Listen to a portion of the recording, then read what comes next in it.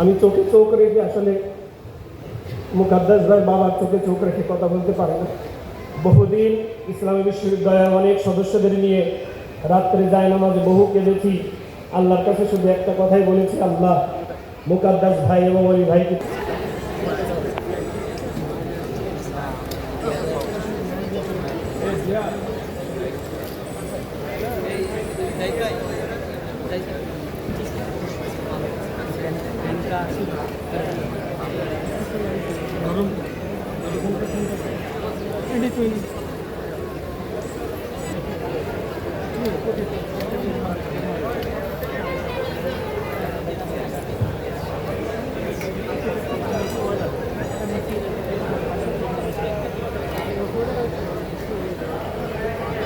Yeah.